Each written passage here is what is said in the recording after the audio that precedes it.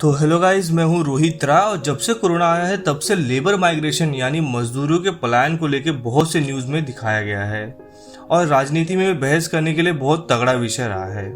लेकिन इस पैंडेमिक के समय में पलायन सिर्फ मजदूरों ने नहीं किया है, कुछ और लोग भी हैं जो बड़ी तेजी से पलायन कर रहे हैं। एक्चुअली हर साल एक रिपोर्ट पब्लिश होती है जिसका नाम है global wealth migration review report, जिसमें बताया जाता है कि उस साल में कितने करोड़पति लोगों ने अपने देश छोड़कर दूसरे देश में जाकर बस गए हैं। तो recent global wealth migration review report के अनुसार 2020 में भारत के 2% करोड़पति भारत छोड़कर दूसरे देश में जाके बस गए हैं।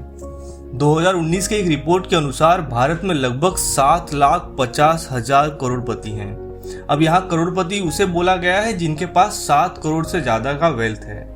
तो इसके हिसाब से 2020 में भारत से 15,000 करोड़पति दूसरे देश में जाके बस गए हैं। तो आज हम बात करेंगे इस रिपोर्ट के बारे में और बात करेंगे कि क्यों करोड़पति भारत छोड़कर जा रहे हैं और ये सब क्यों हो रहा है। लेकिन उससे पहले अगर आपने हमारे चैनल को सब्सक्राइब नहीं किया है तो चैनल को सब्सक्राइब कर ले और बेल आइकन को भी जरूर प्रेस करें। तो चलिए शुरू करते हैं। तो मॉरिशस का एक बैंक है जिसका नाम है अफर एशिया बैंक, जो कि हर साल न्यू वर्ल्ड वेल्थ नाम की एक फर्म के साथ एक रिपोर्ट पब्लिश करता है, जिस रिपोर्ट का नाम है ग्लोबल वेल्थ माइग्रेशन रिपोर्ट। ये रिपोर्ट इंडिकेट करता है कि किस देश में कितने हाई नेट वर्थ इंडिविजुअल आए और किस देश से कितने गए। तो 2020 के इस रिपोर्ट के अनुसार 2% करोड़पति भारत छोड़ के दूसरे देश में बस गए हैं। हैनली एंड पार्टनर नाम की एक लंदन की फर्म है जिनसे ज्यादातर करोड़पति इंक्वायरी करते हैं माइग्रेशन के बारे में।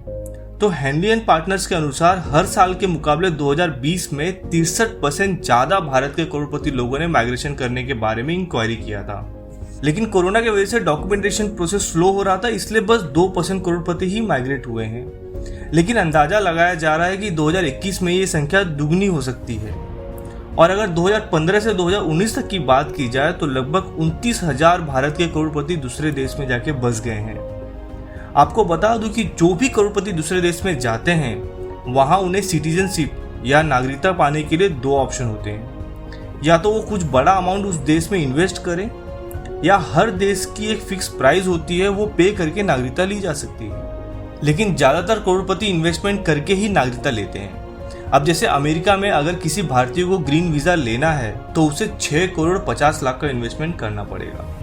ब्रिटेन के ग्रीन वीजा के लिए 18 करोड़ रुपए इन्वेस्ट करने पड़ते हैं। न्यूजीलैंड का ग्रीन वीजा अगर चाहिए तो 11 करोड़ रुपए इन्वेस्ट करना पड़ता है। और डोमिनिका, जो भी बहुत ज्यादा न्यूज में है मेहुल चौकसी की वजह से, वहां के ग्रीन वीजा के लिए 72 लाख रुपए का इन्वेस्टमेंट करना पड़ता है। राजकुमार सबलानी, जो कि छत्तीसगढ़ से जाके जमाइका में बस गए हैं, उनका कहना है कि भारत में अवसरों की कमियां, राजनीतिक अव्यवस्था, भ्रष्टाचार, प्रदूषण जैसे कई समस्याएं हैं जो लोगों को पलायन करने के लिए मजबूर करती हैं। उन्होंने भी इन्हीं वजहों से जमाइका में अपना बिजनेस जमाया है। एक्वेस्ट एडवाइजर नाम की एक फर्म है जो अपने क्लाइंट को सुटेबल कंट्री ढूंढने में मदद करती है। तो एक्वेस्ट एडवाइजर के सीईओ परेश कारिया का कहना है कि 2020 में विदेशों में बसने के लिए की गई इंक्वायरी में सबसे ज्यादा बेहतर हेल्थ केयर, कम प्रदूषण और बिजनेस के लिए आसान देशों के बारे में ज्यादा पूछा गया। कनाडा, यूके, ऑस्ट्रेलिया और न्यूजीलैंड के बारे में लोग ज्यादा इंफॉर्मेशन कलेक्ट कर रहे हैं। पहले ज्यादातर भारतीय अमेरिका में बसना चाहते थे, लेकिन अमेरिका में भारतीयों के लिए ग्रीन वीजा के लिए इन्वेस्टमेंट $5 लाख से बढ़ाकर $9 लाख कर दिया गया है। तब से अमेरिका की तरफ कम भारतीय जा रहे हैं।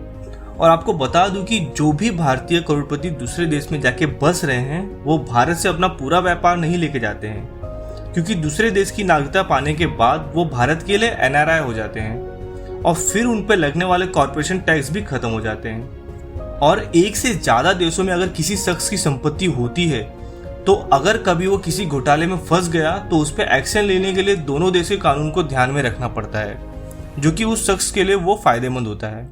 लेकिन हमारे देश को क्या नुकसान हो रहा है इन अमीरों के दूसरे देश में बसने से? एक तो भारत में बेरोजगारी की समस्या वैसे ही बहुत है, ऊपर से ये अमीर जब अपना बिजनेस भारत के अलावा दूसरे देशों में स्टार्ट कर रहे हैं तो यहाँ रोजगार की कमी होती जाएगी, जिससे बेरोजगारी की समस्या बढ़ती रहेगी। और तो और ये अमीर लोग भारत के भारी टैक्स सिस्टम से बचने के लिए दूसरे देशों में जा रहे हैं। मैंने इस पे ऑलरेडी एक वीडियो बनाया है, आप उसे देख सकते हैं, जिसमें बताया गया है कि सबसे ज्यादा किस देश में टैक्स लगाया जा रहा है और कहाँ सबसे कम टैक्स लगाया जा रहा है। आपको आई बटन में उस वीडियो का लिंक मिल जाएगा। तो टैक्स से बचने के लिए दूसरे देश में बस रहे हैं, जिससे भारत में भी टैक्स कलेक्शन में कमी आ रही है। और जिसका नुकसान देश की अर्थव्यवस्था को हो रहा है। अगर इन अमीरों के देश छोड़ के जाने के मेन 3 रीजन की बात करें तो फर्स्ट है, लोग बिजनेस करना चाहते हैं लेकिन सरकार और देश की परिस्थितियां उन्हें बिजनेस के लिए उचित मौके नहीं दे पा रही है, इसलिए वो बिजनेस की तलाश में उन देशों में जा रहे हैं जहां टैक्स और नियम कानून आसान है। सेकंड, लोग बेहतर जिंदगी की तलाश में भारत से जा रहे हैं, उनके पास पैसा है और वो विदेशों में मिलने वाले स्वास्थ्य, सुरक्षा और शिक्षा के अवसरों को भारत से बेहतर मानते हैं। और थर्ड, इन लोगों ने टैक्स या घपलेबाजी कर गलत तरीके से पैसे कमाए हैं और अब इन्हें भारत में पकड़े जाने के डर है, इसलिए वो देश से भाग रहे हैं। रीजन जो भी हो, लेकिन ये आंकड़े चौंकाने वाले तो जरूर हैं और भारत सरकार को भी इस पे विचार करने की आवश्यकता है। तो आई होप गाइस आपको वीडियो अच्छा लगा होगा। तो अभी के लिए बस इतना ही, आपसे लेता हूँ विदा। धन्यवाद।